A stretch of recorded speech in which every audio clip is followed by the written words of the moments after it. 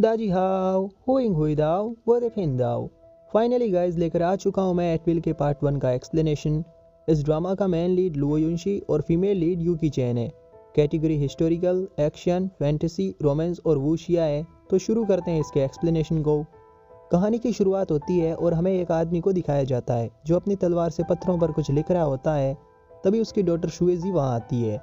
वो अपने फादर से कहती है कि आप मुझसे भाग क्यों रही हो, क्या आप मुझे अवॉइड कर रही हो। इस पर वो आदमी कहता है कि ऐसा नहीं है, मैं तुम्हें अवॉइड नहीं कर रहा हूँ, मैं हमेशा तुम्हारे साथ रहना चाहता हूँ।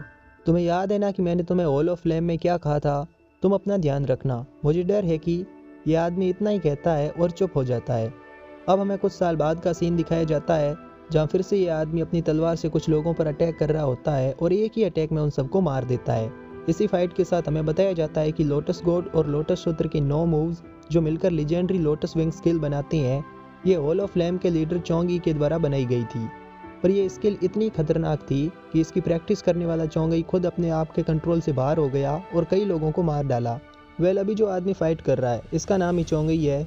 इतने लोगों को मारने के कारण चोंगी अपने आप को माफ़ नहीं कर पाता और सुसाइड कर लेता है। इस घटना के 5 साल बाद चोंगी की डॉटर शुएजी हॉल ऑफ फ्लेम की यंग लीडर बनती है और लोटस विंग स्किल को गलत हाथों में जाने से रोकती है।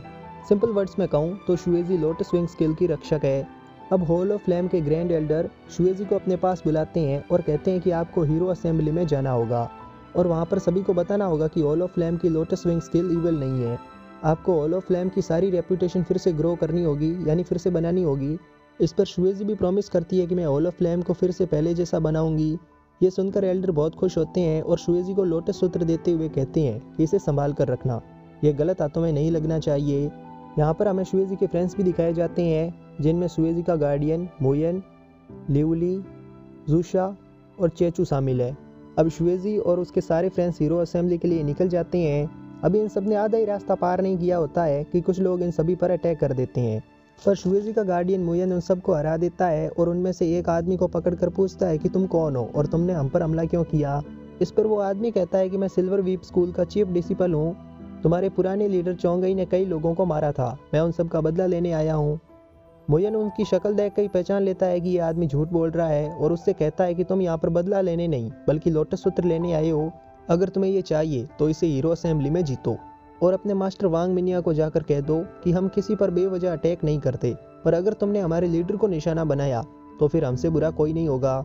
मुयन उन सभी को जाने देता है और शुएजी के साथ फिर से हीरो असेंबली के लिए निकल जाता है। इधर वो सभी लोग जैसे ही गार्डियन से बचते हुए वापस अपने स्कूल जाने लगते हैं तो उन पर एक नकाबपोश आदमी हमला कर देता है और उन सभी को मार देता है। थोड़ी देर में सिल्वर वीप स्कूल के कुछ और स्टूडेंट्स भी वहाँ पर आ जाते हैं, पर जब वो अपने साथियों को मरा हुआ पाते हैं तो उनका लीडर सभी से कहता है कि शुएजी हीरो असेंबली से जिंदा वापस नहीं जानी चाहिए। अब हम कहानी के मेन लीड को देखते हैं जो मून वैली का ओनर है। इसका नाम शंगवान तुओ है। वैसे आपने इसको एशेज ऑफ लव में भी देखा होगा। शंगवान को भी ये पता चल जाता है कि सिल्वर वीप स्कूल के लोग शुएजी को मारना चाहते हैं, इसलिए वो भी हीरो असेंबली के लिए निकल जाता है। अब हम हुआशन के शेख लीडर फेंगचेंग को देखते हैं जो अपने सन से कहता है कि चोंगी ने तुम्हारे ग्रैंडफादर को मारा था, इसलिए तुम्हें और तुम्हारे सभी भाइयों को मिलकर हॉल ऑफ फ्लेम को मिटाना होगा और उसे डिस्ट्रॉय करना होगा। इधर शुएजी और बाकी सब थोड़े टाइम के लिए रुकते हैं जिससे कि उनकी थकावट दूर हो सके। गार्डियन शुएजी से कहता है कि हमें यहाँ से जल्दी निकलना होगा, सिल्वर वीप स्कूल और बाकी कई सेक्ट लोटस सूत्र को लेना चाहते हैं, इसलिए हमारे यहाँ पर ज़्यादा टाइम के लिए रुकना ठीक नहीं है। थोड़ी देर बाद वो सब लोग एक सराय में आते हैं जहाँ जूसा को पनिशमेंट मिल जाती है। शुएजी उससे पूछती है कि तुम यहाँ पर बाहर क्यों खड़ी हो। तभी उसे पता चलता है कि जूसा उनके साथ हीरो असेंबली नहीं जाना चाहती और इसीलिए गार्डियन ने उसको बाहर खड़े होने को कहा है। खाना खाते टाइम शुएजी मुयन से जूसा को माफ़ करने को कहती है, पर मुयन कहता है कि हम ऐसे ही रूल नहीं तोड़ सकते। तभी उन्हें कुछ साउंड सुनाई देता है। वो सब लोग जब सराय से बाहर देखते हैं तो वहाँ डिवाइन स्पिरिट टेम्पल के लोग आए होते हैं।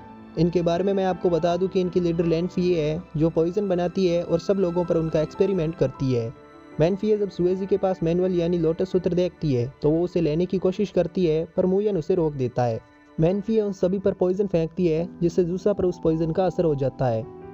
मुयन मैनफिए को पकड़ लेता है और एंटीटोड देने को कहता है। मैनफिए अपने आप को बचाने के लिए एंटीटोड तो देती है, पर मुयन के एंटीटोड लेने से पहले ही वो उस बोतल को हवा में ही तोड़ देती है और वहाँ से भाग जाती है। हालांकि उस बोतल के एंटीटोड का असर जूसा पर फिर से हो जाता है। शुएजी मैनफिए का पीछा करने लगती है और एक जंगल में आ जाती है जहाँ 4 सैनिक शुएजी पर हमला कर देते हैं। वो लोग एक पाउडर शुएजी की तरफ फेंकते हैं, जिससे शुएजी को सब कुछ धुंधला दिखाई देने लगता है। अब वो चारों शुएजी पर अपने वेपन्स के साथ अटैक करते हैं, पर तभी वहाँ शंगवान आ जाता है। वो उन चारों सैनिकों को हरा देता है, जिसके बाद वो चारों वहाँ से भाग जाते हैं। वहीं शुएजी उस पाउडर के कारण बेहोश हो जाती है। शंगवान उसे लेकर एक केव में आता है और उसकी आंखों का इलाज करने लगता है। थोड़ी देर बाद शुएजी को जब होश आता है तो वो अपने आंखों पर लगी पट्टी को खोलने लगती है, पर शंगवान उसे ऐसा करने से मना करता है। वो कहता है कि मैंने अभी तुम्हारी आंखों पर मेडिसिन लगाई है, इसलिए पट्टी को मत हटाओ। शुएजी शंगवान से पूछती है कि तुम कौन हो और मेरा हॉर्स कहाँ पर है। शंगवान स्माइल करते हुए कहता है कि मैं तुम्हारा सेवियर हूँ, और रही बात तुम्हारे हॉर्स की तो वो मर चुका है। ये सुनकर शुएजी बहुत उदास होती है और शंगवान को एक एरो देते हुए कहती है कि क्या तुम इसे फायर कर सकते हो, जिससे कि मेरे साथियों को मेरे बारे में पता चल सके कि मैं कहाँ पर हूँ। ये सुनकर शंगवान कहता है कि हम अभी एक केव में हैं और बाहर बारिश हो रही है। तुम बारिश के रुकने का इंतजार क्यों नहीं करती? जैसे ही बारिश रुकेगी मैं इस एरो को चला दूंगा। थोड़ी देर चुप रहने के बाद शुएजी फिर से शंगवान से पूछती है कि तुम कहाँ पर जाने वाले हो? अगर मुझे इस बारे में पता होगा तो मैं तुम्हारी मदद कर सकूंगी।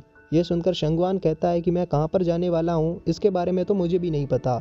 हाँ, पर मैं तुम्हें इतना बता सकता हूँ कि मैं किसी को प्रोटेक्ट करने जा रहा हूँ।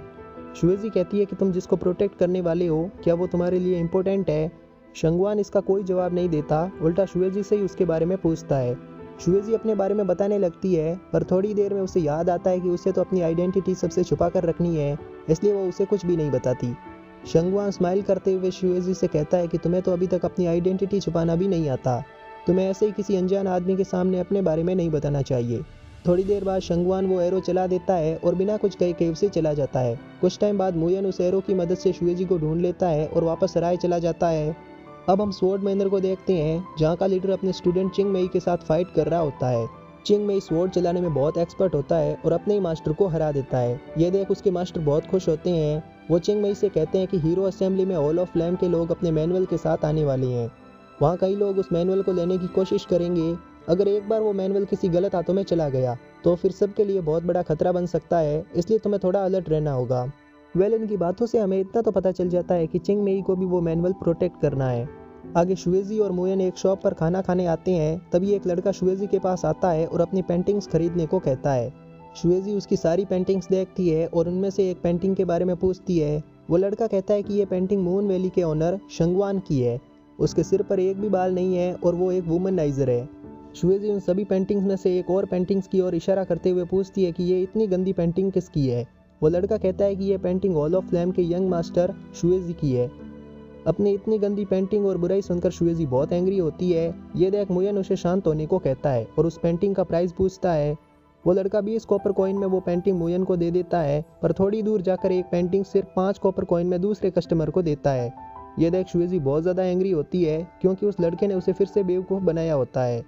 शुएजी उस लड़के का पीछा करने लगती है, तभी एक लड़की उसे रोक देती है। ये लड़की फेंगजी होती है, जो शुएजी की चाइल्डहुड फ्रेंड थी। फेंगजी शुएजी को देख बहुत खुश होती है, पर फेंगजी की टीचर उससे कहती है कि तुम्हें हॉल ऑफ फ्लेम के लोगों से दूर रहना चाहिए और उन्हें इग्नोर करना चाहिए, क्योंकि इनके लीडर ने कई बेकसूर लोगों को मारा है। ये सुनकर शुएजी और मुयन वहाँ से चले जाते हैं।